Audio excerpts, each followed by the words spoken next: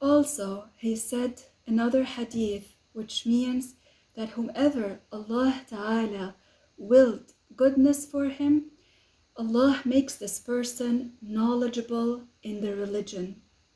So, from this hadith, the scholars also said it is understood from the hadith that whomever Allah Ta'ala did not will goodness for, this person would not be knowledgeable in the religion.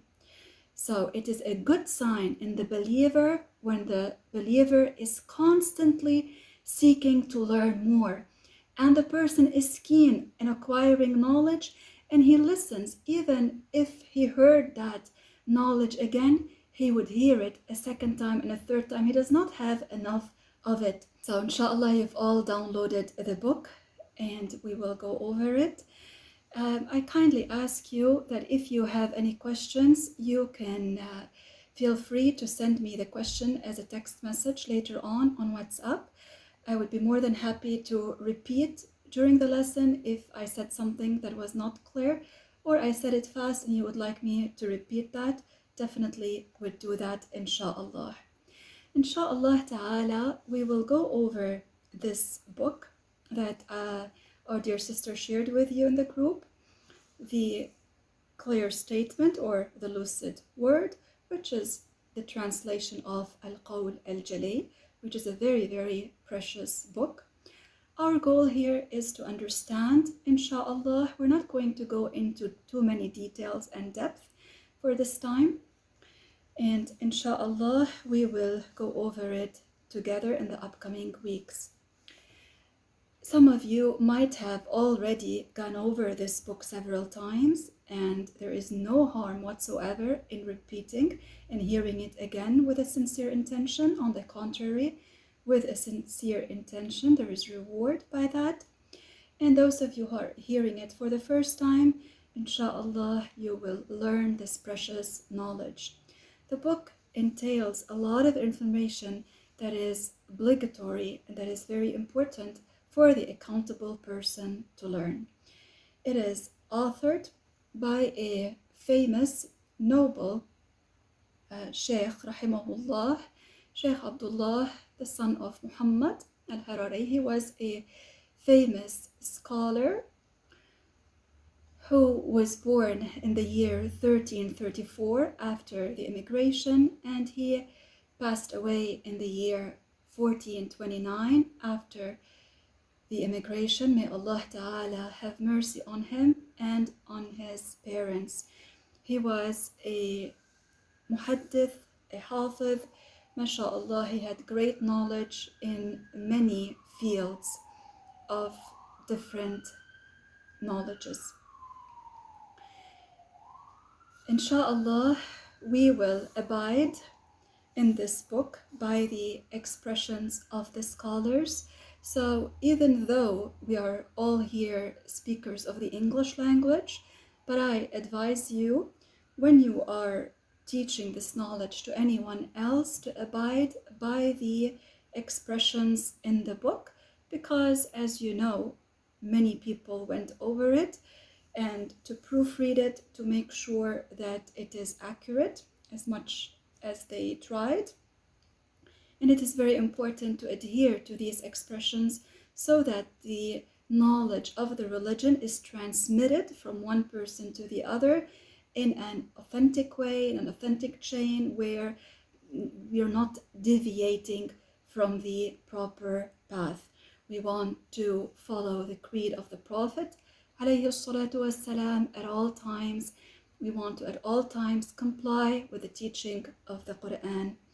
And this knowledge, the Prophet alayhi salatu wassalam, the knowledge of Islam, the Prophet alayhi salatu wassalam, he taught it to the companions, and they conveyed it to their followers, and their followers conveyed it to their followers, and so forth until it reached us. So it is very, very precious knowledge. We should take care of it. We should make sure to transmit it to others with a sincere intention. And I remind you of what the scholars said, that nowadays what people need the most of is the knowledge of the religion. This is what people need the most of nowadays. Not other than that. They might have other needs, but the most important need that they have right now is acquiring this knowledge. And you and I know that it is rare nowadays, unfortunately, to find this knowledge spreading among people. Subhanallah, it is very precious knowledge, but not many people are putting any effort into learning it or into transmitting it.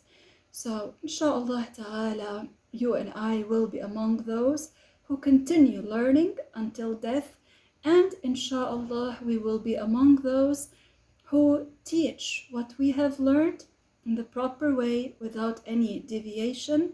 We teach it to others with a real effort, a strong effort in doing that, because there is a great need for that.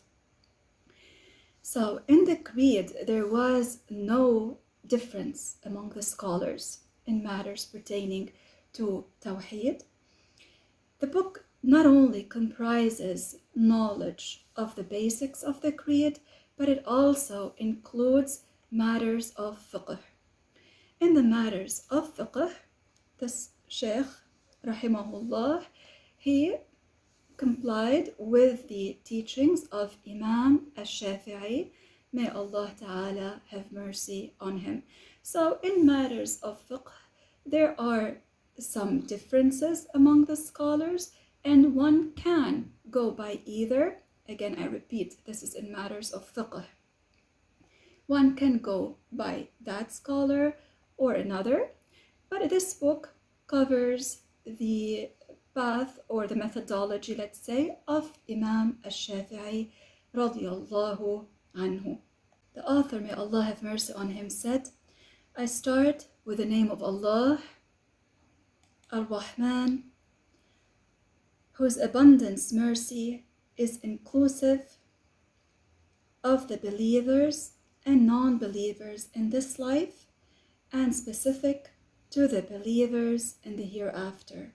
Al-Rahim, whose abundant mercy is for the believers.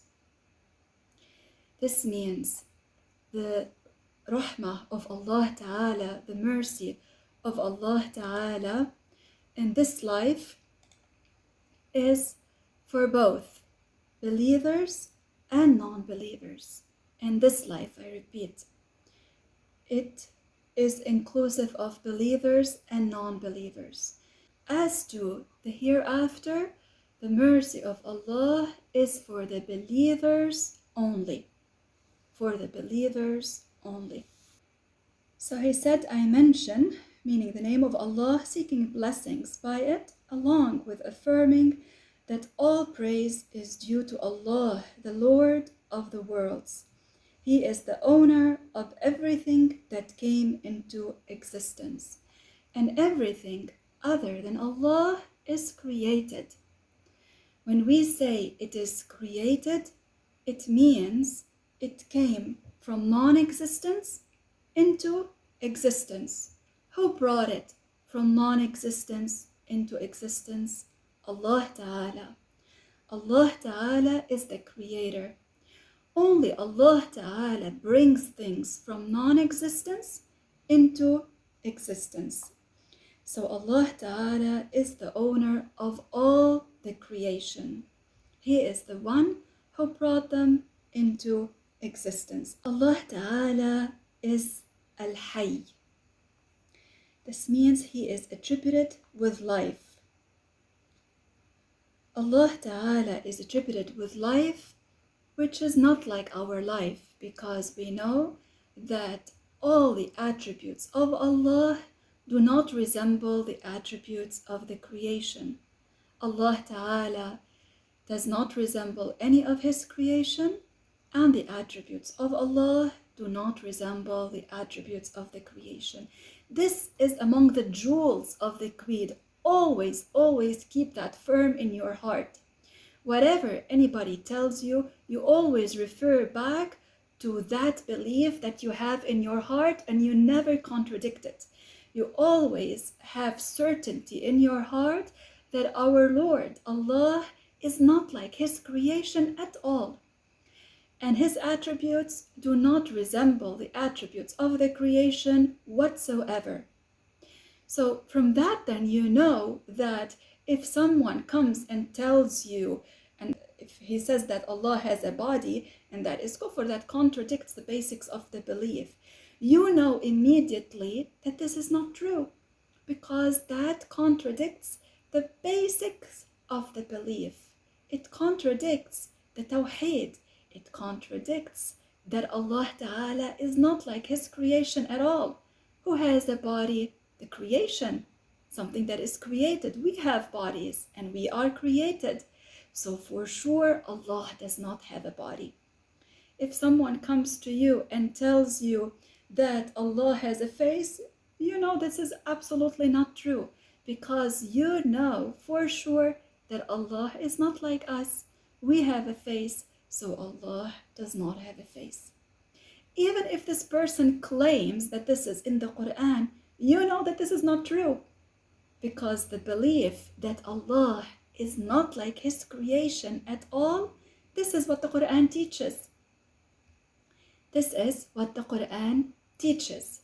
The Quran teaches us that Allah is not like His creation whatsoever. So if someone claims that the Quran teaches that Allah has eyes, you know for sure that this is not true. For the verses of the Quran do not contradict each other. For sure not. Clear?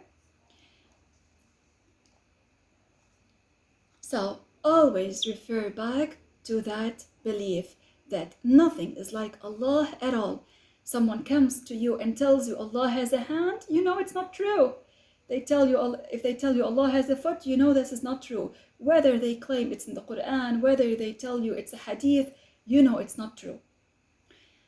And if they want to come up with a hadith and they come and tell you, and this is the hadith, here you go, you know it is not true. What many, unfortunately, do nowadays is misinterpret verses and hadith. We will not go into depth about this in our lesson today, but just generally, so you would know, so you always protect yourself. This is what is happening, unfortunately, nowadays. Many are misinterpreting verses of the Quran and hadith of the Prophet. And that is because they did not acquire the knowledge from trustworthy, knowledgeable people. The knowledge of the religion, my dear brothers and sisters in Islam, is not acquired from books alone by reading on one's own. This knowledge that is so precious, one learns it from trustworthy, knowledgeable teachers who acquired it from other knowledgeable, trustworthy teachers, and so forth until this chain goes back to the companions who acquired it from the Prophet alayhi salatu wassalam. So one does not read on his own from books to learn the Islamic knowledge. One does not go and ask Google or any websites on the internet to learn Islamic knowledge. One does not go to any random groups on Facebook, Instagram. No. Rather, one learns this precious knowledge from trustworthy, knowledgeable people. If you know that this lesson that was recorded and sent over the internet, you know the teacher who sent it, you know the speaker, you know for sure that this person is trustworthy and knowledgeable about what they're saying, then you take it. So one should be very cautious from whom one seeks this religious knowledge. So Allah Ta'ala is Al-Hayy. He is attributed with a life that is not like our life. All attributes of Allah have no beginning and no end. Allah Ta'ala has no beginning and no end to His existence. And He is eternal. This means His existence has no beginning. Only Allah Ta'ala, His existence has no beginning, because He's the creator. And we said that everything other than Allah is created. You know then that everything other than Allah has a beginning to its existence because it is created. It means it did not exist. Allah created it, so it exists. It means it has a beginning. So everything other than Allah Ta'ala has a beginning to its existence. This world has a beginning. It's not eternal. No, it has a beginning to its existence. So Allah Ta'ala, the Creator, is eternal and everlasting. He has no beginning and no end to his existence. And the attributes of Allah have no beginning and no end to them. And they do not change. This is also something you always have firm in your heart, that Allah Ta'ala does not change. The attributes of Allah do not change. So these matters that I mentioned to always be firm about, you never deviate from them. You never deviate from the belief that Allah does not change and the attributes of Allah do not change. For whatever changes is a need of the one who specifies it with that change. I'll repeat, whatever changes is a need of one who specifies it with that change. If it's a need, it is then created. It is not the creator, because Allah, the creator, is not in need. He is the creator. He does not need any of his creation. He existed eternally and nothing else existed eternally with him. There was nothing among the creation eternally. So Allah is not in need of any of his creation. So Allah Ta'ala does not change. But let us say tahleel before the session ends. Lillahi Ta'ala together 3 times. La ilaha illallah. La ilaha illallah. La ilaha illallah. Allahumma salli ala Sayyidina Muhammad wa ala alihi wa sahbihi wa sallim. Allahumma salli ala Sayyidina Muhammad wa ala alihi wa sahbihi wa sallim. Allahumma salli ala Sayyidina Muhammad wa ala alihi wa sahbihi wa sallim. رب اغفر لي وللمؤمنين والمؤمنات رب اغفر لي وللمؤمنين والمؤمنات رب اغفر لي وللمؤمنين والمؤمنات. بارك الله فيكم. I look forward to seeing you all again next time.